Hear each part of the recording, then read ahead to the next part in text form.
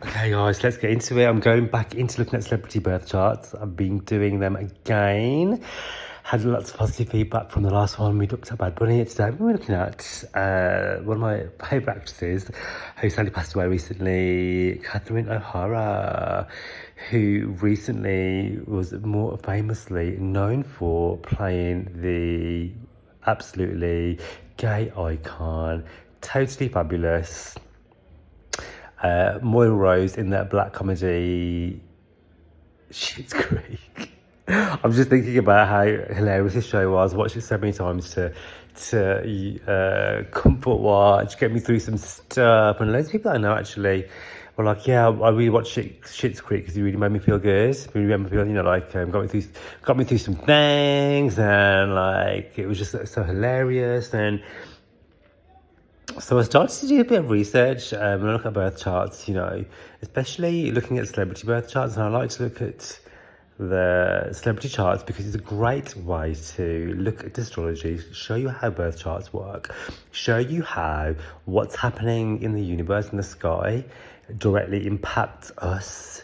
We were made from stardust, right? And we are all born with birth charts for a reason, to decode, to master. And when the planet is moving around the sky, they activate natal points. The natal points being, the point in your natal birth chart, right? The natal chart is your birth charts. So, whenever Venus goes over your Venus, you have a Venus return. Or whenever, I'm using Venus as an example, whenever Venus goes over, into your second house, that money's going to be good. When you go into your seventh house, that the relationships are going to be key themes. Of course, this all does depend on what you have in your second house, in the seventh house, because everyone's birth charts are so unique and so different. And this is what makes it so interesting to look at your chart, to know what's going on, because yes, there's a second house that does involve money, cash, finance.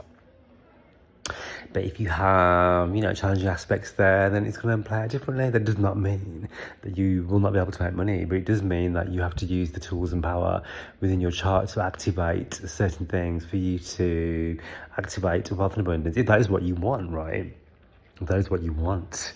And so I started to do some digging around. I like to use celebrity birth charts because, we kind of know about these people's lives to a certain degree.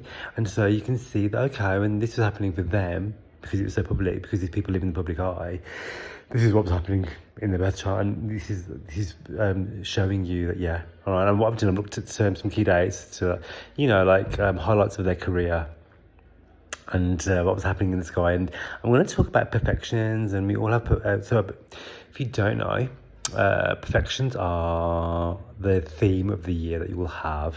And so I like using perfection. I'm going to do a workshop on perfected astrology for you guys. So if you want to sign up for that, I'll pop all the information in the show notes for you to do, and we will do a perfection workshop on it. It's so good. And so I feel like it's one of the more easier timing techniques to use, right? Because I think it's simple. So, for example, every year that you are, alive, you have a different perfected year. So when you're first born, your perfected year is not 0, it'll be 1, or you're having a 1 year, and these correspond to the natal birth chart. And so the birth chart is made up of 12 sections. Each section is, privy to a different area of life, okay? And so, for example, the first house is when you're first born. When you're 1 year old, you'll have a 2 year. When you're 3 years old, you'll have a 2 year. When you're 4 years old, you have a 3, and so on and so forth, right? And this will keep going and going and going until, you take your last breath. And so each house is represented by a different planet and a different sign, and you want to look at what, for example, this year I'm having a 9th house year, okay? And 9th house rules things such as international travel. As I'm recording this, I'm actually sitting in a different country to the one I'm born in. So I'm definitely having a 9th house year, and 9th house also rules things like spirituality. Here I am in another country recording an astrology video, so you can't get any more 9th house than that, as an example, right? And so if we use my birth chart example, what sign occupies my 9th house? It'll be Gemini. Okay, so the rule of Gemini is Mercury, and so for this year, wherever Mercury is doing will be really important. And also you will look at, well, where is my Mercury in my own birth chart? Well, okay, so for me, I'm using myself as an example. Mercury's in the fifth house, so for me, the fifth house things are going to be really, not only a ninth house things are going to be really important, but fifth house things will also really important too, because the ruler of my ninth house, Mercury, is in my birth chart, sitting in my fifth house, and so that will rule things such as dating and sex, yay, as well as creativity, performance, dancing, money, having fun. You know, and since I've had my birthday in January, I can honestly say that the themes of the fifth house have really taken effect. So I can definitely vouch for that. So Profection Astrology is really, really great. So what I'm going to do using Catherine O'Hara's birth chart is every time I talk about a different event in her life, I'll talk about, okay, well, what perfected year was she having and how's that played out? Okay, so I had a look around, I did a bit of digging, and first of all, let's just get into the basics. So Catherine O'Hara was born, and let's have a look. I had this all down. She was born, where are we? March the 4th, 1954, okay? And so that makes her a Pisces rising, a Pisces sun. Well, I don't know her rising sun actually, but I've come to a conclusion. So first of all, I don't know her actual birth. I don't know her birth time as such, but when I'm doing some digging around, there are certain websites that claim to know the birth time. There's two that I'm playing with. There's one that I'm really leaning into, and I'll see what you guys think too. So she was born and as Pisces sun sign. So the sun was in Pisces. We all know our sun sign because the sun was in, that's when you have your birthday, right? And so for her, she's a Pisces, right? And so the sun was in Pisces when she was born, as was the moon. Okay, so she's not only is she a Pisces sun, she's also, I'm just double checking, she's also a Pisces moon too, right? So she was born just before new moon. Actually, I think the new moon would have been, let's have a look, yeah. The new moon might have even been the day that she was born, right? Which is, very auspicious within itself anyway, very spiritual placement, very karmic. However, I'm not going to get too much into that. I do find though, people with the, leading up to a new moon in their birth chart, they usually are sent here to do big things and to make an impact. So that's quite telling within itself, isn't it? So that's pretty cool. But yeah, so she is a Pisces sun and a Pisces moon. Very spiritual, very karmic, very Piscean is like creativity, art. Pisces is one of the signs that rules Hollywood. It rules cinematography, photography, movies, acting, right? Yes, Leo is the drama, but Pisces makes incredible actors, and she may even be a great dancer too, actually. But I don't know too much about her in that sense. And so rising sign wise, there's a few different ones going around on the internet. The one that I really first of all, most obvious one, right, was Scorpio rising, because I'm just saying that because she's always played these dark characters, dressed in black in her movie roles. So yeah, I can see that with Beetlejuice and with, she did like Tales from the Crypt and a few other dark things too. However, and Moira Rose, her character, yeah, she was very dark and alternative. So yeah, I could see that she's very, her skin's very pale, blue-eyed. Scorpios really have those piercing blue eyes, which she has. Very pale skin. So I can see where the Scorpio rising, chart. And I have got that here for you guys to look at. So see what you think. I might put in the show notes, but I'm leaning more towards. And I didn't put this in. I just did a quick search online, and I found this, and somebody put on that she was a Cancer rising. And to me, that makes such good sense. Cancer. First of all, there's a quote that she'd said. Someone had said to her in an interview, "What would you like to be numbered?" This is a Cancerian response. Someone said to her, "What role would you most like to be remembered for?" And she had said, "The role that I'd like to be most remembered for would be the mother to my children." I was like, wow, that is such a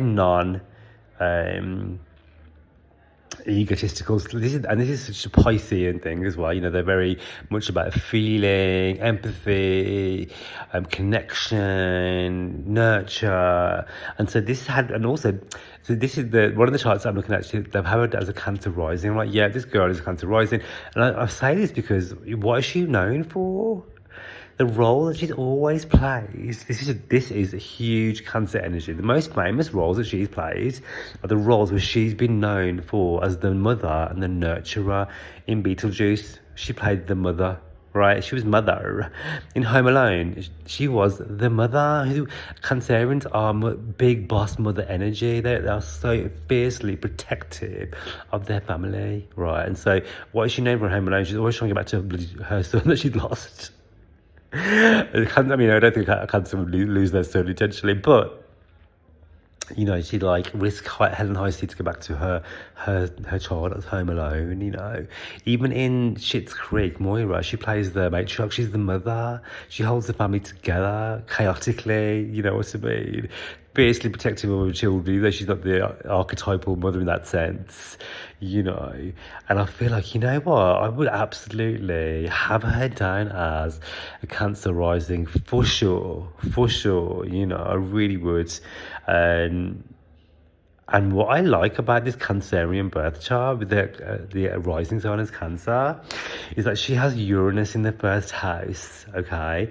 And so it's all, because when I saw the Scorpio chart, I was like, nah, yeah, she could be Scorpio. I could see how they say that with the her Scorpionic look, but it was giving more Aquarius to me. I think the Moira look is very more Aquarian because it's more eccentric. I don't feel Scorpio is eccentric at all. They're more like it's more like gothic look, right? And I feel like Aquarius, they are definitely rock that eccentricity. I can vouch for this. I have so many Aquarius rising people in my close circle, and I'm an Aquarius stellium with my sun sign being an Aquarius too, right? So we're naturally like very unique with our look, and definitely the rising signs too. And so why I mentioned Aquarius rise, because Uranus is a modern day ruler of Aquarius, okay? And she does have the Uranus in the first house, a really eccentric Uranian energy in that first house of hers, okay? So I do love that for her. And this is where I feel like, you know, she gets her eccentricity from, and where she's played the eccentric roles. I mean, in Beetlejuice, she was the most eccentric. She played an artist. This is such an Aquarius thing. She was like this art. Wasn't she like a sculptor? She made like sculptures like dead things or something, and she's really obsessed with, like, you know, the seances and bringing Beetlejuice back, the gothicism and all that stuff. Yes, very Scorpionic in theme, right? However, in the Cancer birth chart, Scorpio will be a fifth house, right? Which is her creativity, her artistry, the role that she could play as an artist, right? And so actually, I can see that playing out, but that Uranus in the first house, because the Uranus in the first house is how you look, how you embody, how you come across, right? I'm just going by the roles that she played. I'd need to know more about her personal life, and if she embodied that uniqueness in her own life too, with her look and her eccentricity. With Uranus in the first house, I feel like this is why these people are, you know, because Uranus is quite genius, right? And quick-witted, and just naturally, because their brain is so super sharp, Uranus energy, and also it trines her natal Mercury, right? And natal Mercury, does she have Mercury? No, she has Mercury in Pisces, conjunct the moon. Okay, so yeah, I'm gonna go whole sides. This is squaring, so she has Uranus and Mercury squares. This is really great for comedy, really great for genius thinking, quick-wittedness, sharp mind. You know, that dry humor. This is very much the Uranus square Mercury, right? Her Mercury, I'm talking about Mercury because it's how you communicate, and I always look at Mercury when we're looking at actors, singers, rappers. People who write, they have to have a strong Mercury, right? Really funny enough, her Mercury is actually in fall. It's in detriment in Pisces. However, I love how she's turned this around because she has in the highest point of her chart, right, the 10th house, very public, right, a very public part of her chart. So it may mean that she's actually quite shy and retiring. You know, Mercury retrograde. Maybe growing up she didn't want to speak. Maybe she wasn't allowed to speak much as growing up. But her Mercury has thrust her into the limelight because in the 10th house, right, the most public part of the chart, conjunct the moon as well. There could be some mother wound here going on as well with that retrograde action. It may mean that she had to like parent her parents, or you know, I'm not going to get too much into that, but I do like how her Mercury, right, which is said to be in 4, it's retrograde. So a lot of karmic lessons with her Mercury, how she speaks, communicates, what she puts out into the world, 10th house. It's in Pisces, right? Pisces is, like I said to the intro, it's all about acting, it's performing. Mercury in Pisces, right, is incredible for art, because it does things differently. The reason why I say it's in fall here, because obviously Mercury is rules Virgo, which is the opposite to Pisces, right? So when a planet is in its opposite sign, it's furthest away from its home sign, it's furthest away from home, right? It's opposing its homeland, and so it's in Pisces, where Pisces rules things are like artistry, subconscious, meditation, painting, dancing, acting, right? At its most highest form. And so she has Mercury there. So what does she do? The 10th house, if you want to not solely look at, but the 10th house rules career and work. So if you want to look at career and work, look at your 10th house. It's more to, I feel like the 10th house is your career, what your purpose is. It doesn't have to be tied, you know, some people's 10th house and purpose isn't tied to work. Not everyone's born is here to work. This is like such a Western, imperial capitalistic bullshit. However, you know, I'm just going with what we're here, what we're, you know, the life that we live, right? The universe that I'm part of, right?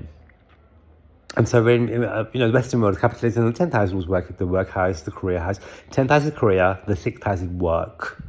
So the 10th house could be like, you know, my passion is to be an actor, but my 6th house is I work in Starbucks, that's just my job, right?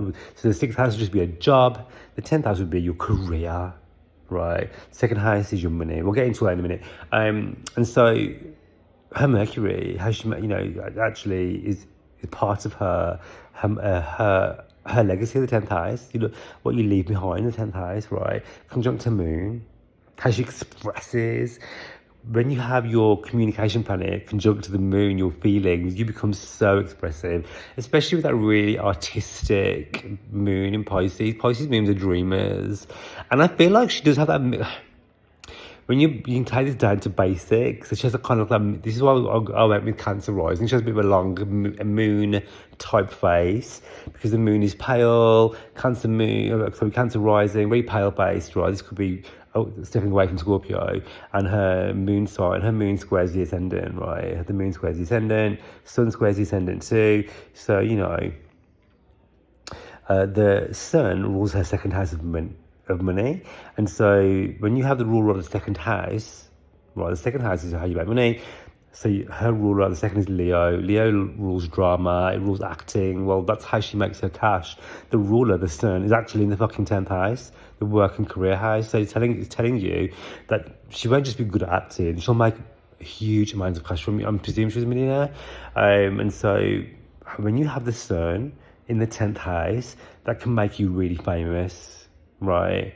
I've dated people who have sun in the 10th house, and they are really famous within their industry. It doesn't mean you have to be a celebrity as such, but it does make you well known in your career. And she's obviously well known as an actress, which is Hollywood, right? So it's amplified for her, especially because Leo rules her money house, right? And not only that, the ruler of her money house, this is interesting, the ruler of her money house in the 10th house of work, career, public persona, is conjunct Venus. Well, Venus, not only does she have the ruler of money in the house of her public persona, the highest point of the charts, right? It's in Pisces. What does that mean? Why is that important? Because her Venus is so Venus has some strong points, which is exaltation, which is in Pisces, right? Venus works really well in her home sign, which is Taurus and Libra, right? So if you've ever Venus in Taurus, Venus in Libra, that's domicile, she's at home there. She rules those kingdoms. She rules the kingdom of Taurus. She rules the kingdom of Libra. She knows how to run the rules there. She makes the rules there, right? But she travels through the zodiac. There's like areas where she's not too keen on. She's in fall there, in Leo she acts differently, in Aquarius she acts differently. However, when she gets to Pisces, she loves it's what's known as exaltation. So the planet is exalted in Pisces, making it's like a planet on steroids. So Venus is on steroids at the critical 22 degrees. So in astrology you have degrees, right?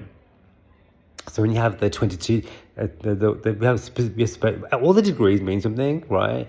But the 22nd degree is like very karmic, very powerful. It's like the anaretic degrees. We have like 0, 22, 29, right? These are anaretic degrees in astrology, meaning they're really important, really pivotal. So anytime something crosses over there, then something important will really happen, right? I'm not going to look too much into that today, but it's just important to note that her Venus, which is the 22 degree Venus, squares your ascendant. So very much liked by the public, which I know actually. She was really well liked and adored for her roles in all the movies that she's been in.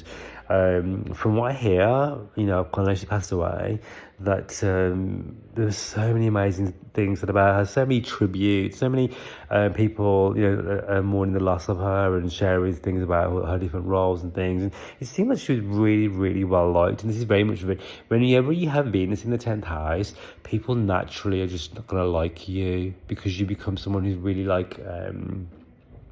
relatable. Venus brings beauty and softness and connection and harmony and balance and empathy, and people are like, oh yeah, I just, so people will naturally just be drawn to you and they're harmonized within your vibration. So she had it in her birth chart, you know what I mean? So that's really, really pivotal too. And the moon rules the home, right? And the 10th house rules what you're known for. And like I said in the intro, what is she known for? She's known for her roles as the mother within the home. I mean, she even had a fucking astrology is so bang on sometimes. She even had a movie called Home Alone. The moon rules the home, right? Hello, come on. If I'm being really silly, it squares Uranus. Uranus is like, I've lost my child. There you go. Okay. How wild is that? How wild is that? Okay, so let's talk about. So we talked about her ascendant, Cancer ascendant. I want to go with that because obviously she's known for her matriarchal roles as a mother. Cancer rules those sort of themes, right? We talked about her money house, second house, right? What else should we mention? I don't know too much about her relationships. I really don't. But as I mentioned, her Mercury, I keep talking about her Mercury because her public communication, right? And her role as Moira Rose, where she always has mad, crazy accents. She's very much Mercury retrograde because she makes the words, she makes accents, and it is really silly. But actually, it's Mercury retrograde at its finest because it just confuses the hell out of everybody else. But she says it with such conviction, my bears. She was one of the things that she all the things that she used to say, right? It's so funny. Alrighty, so let me just pull up my notes on this.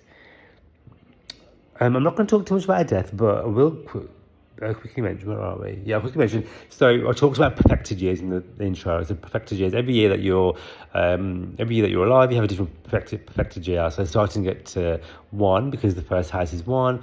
So between 0 and 1 years old, you have a first house year. When you're 1 years old, you have a second house year, and so on and so forth, right? And so when she passed away at 71, and at 71, she was actually having a 12th house year, and a 12th house does rule things such as transitioning.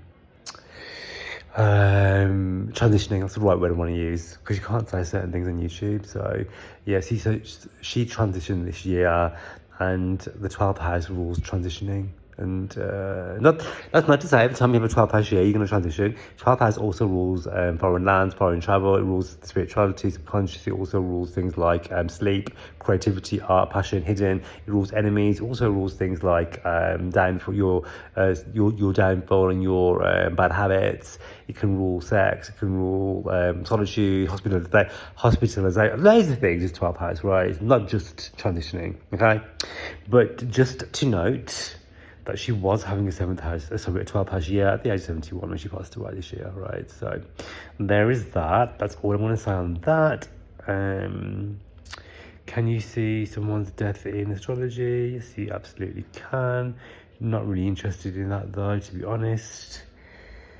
Staying alive is much more difficult. So let's get into the perfected year. So knowing that now, let's talk about Schitt's Creek. So Schitt's Creek, really famous. She was known as the mother, Cancerian role, in the family. And she was 61 when she... Should we go backwards? Should we start? Yeah, let's start with Schitt's Creek first. We'll go backwards. And so...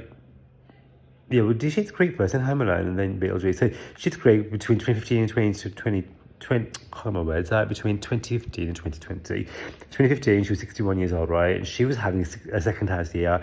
The second house rules money. It rules work. It rules your values, resources, stability, right? This is great for careers and your worth and income. Like I mentioned earlier, her second house ruler, the sun, is in the 10th house. So he's going to tell you this year she's going to make a lot of money. She's going to have an opportunity, something that's going to thrust her into the limelight, right? Or an opportunity involving her career, which she had. So she obviously started working at Schitt's Creek in 2015.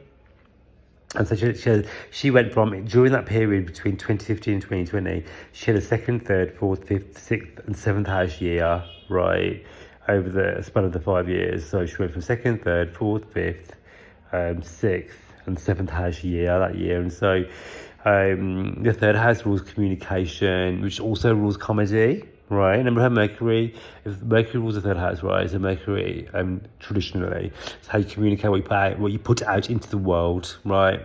And again, what she puts out into the world, it is tied into her 10th house of work and career. Schitt's Creek, obviously, every year it became more and more famous. 2017, she was having a fourth house year, because it goes in order. The fourth house is securing the bonds, wasn't it? And so the fourth house rules your home, also Cancerian rules, again activating her 10th house where her moon is at. Moon is to do with her home, this is to do with family, and to do with, this is a comedy show about family, which is the moon, okay? The year after that, she was 64 years old, right? 5th house year, 2018. And so the show is obviously really taking up, really picking up, and she's having a 5th house year, which also rules entertainment. It rules celebrity. She's making a name for herself, being really well known. It rules money. It rules creativity. It rules fun. It rules performance. The 5th house is ruled by Leo in traditional astrology, and like I said, Leo rules her money house, which is tied into her 10th house because the sun sits there. You can just see the momentum building in each and every perfected year, can't you? 2019, she was 65. She had a 6th house year. This is to do with your work and career. 6th house is work, tied in with money and finances. It's another Mercury ruled house ruled by Virgo. Virgo rules her 3rd house. This is all to do with her communication style and what she puts out into the world, right? It rules TV, it rules series, it rules communication, it rules movies. And where does she have a Mercury? In the 10th house of work and career. So, you can't make this up. And then finally, once the show wrapped in 2020, she finished her 7th house year. 7th house is to do with contracts and agreements. So she would have finished that contractual agreement, right?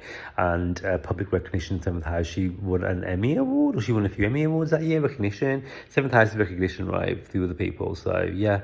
Public visibility. So this is just the tip of the iceberg, this is just timing techniques. So you can be like, okay, I'm 40 years old, so I'm going to be having let me just put up the chart quickly.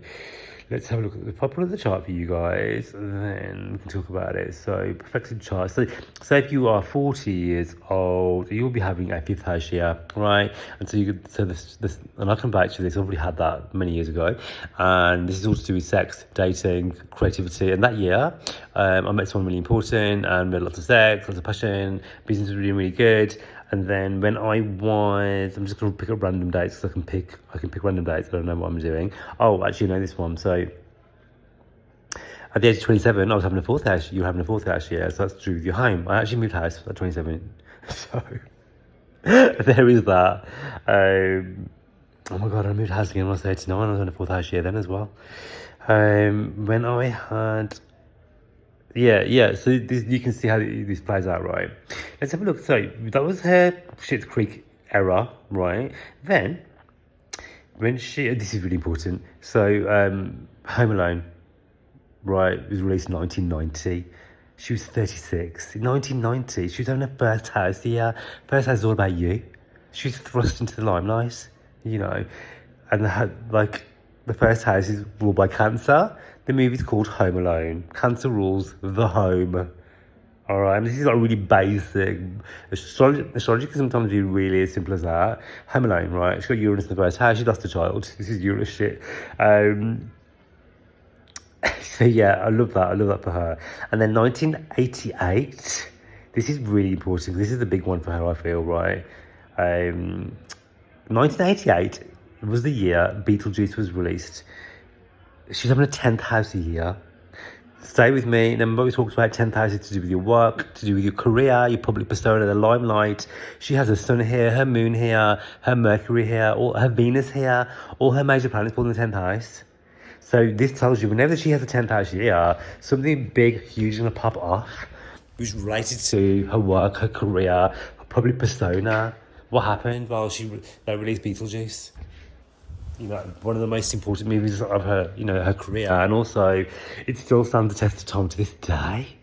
You know, it was a cult classic, and so I absolutely love that. I mean, he's just using perfected astrology, and so if you just Google perfected years or perfection wheel astrology, it'll come up with the whole wheel, and it'll show you each house and what in the year it relates to. So have a look back through your own life and be like, okay, when I was 21, I was having a... Let me just think about this. Let me grab the chart. My brain is not braining today. I've done so much astrology. Let's have a look. 21, you would be. Someone better at maths than me can let me know. 21, 21, 10th house year. So, 21, 10th house year. Actually, yeah, it's really, I'm thinking about my own life, actually. When I was 21, I started a job in this really cool hair salon, and I made the most money I've made in my life. Sorry, that's a lie. At that time, I've made way more money than that. At that time, I'd gone from earning like really, really shit money to making so much fucking cash. I said to myself, oh my God, I think I'm rich. I mean, I was 21. At 21, I did think with this money that I was making, I thought I was rich, especially that time as well. I was working in this really high-end salon. I made so much money, and I was only washing hair. I was getting paid so much cash. You know, when my friends were making like, you know, £50 a week, wherever it was, I was getting paid like 4 times that. Yeah, and so this is the 10th house stuff. So yeah, that's so interesting. I just said 21 randomly, and I remember that 21 that happened to me. Well, let's just pick a random number. So 7th house, relationships. Yeah, 40. So when I was 42, I actually got married. Yeah, 7th house is relationships. So 7th house, relationship years. Yeah. 43 got divorced. So 8th house year. I should laugh really, but yeah, that's how perfections work. I hope you really enjoyed this video as much as I enjoyed making it. I love Schitt Creek. I loved Moira. She's such an incredible character. She got me through some real dark times, transformational periods, and it was so funny to watch that show and just look back through all the... I grew up watching Beetlejuice as a kid, and Home Alone is like... actually just reminds me, Home Alone is a traditional family Christmas movie, isn't it? And the Cancer and the Moon rules traditions. And what do we do at Christmas? We watch Home Alone. It's a traditional family movie. So I'm going to stand by this woman is a Cancer rising, yes or yes, 100%. So if you'd like a personal reading with me, hit me up. I'll leave all the information in the show notes for you to do so. And I would so love it if you'd like, subscribe and share this video. Thank you.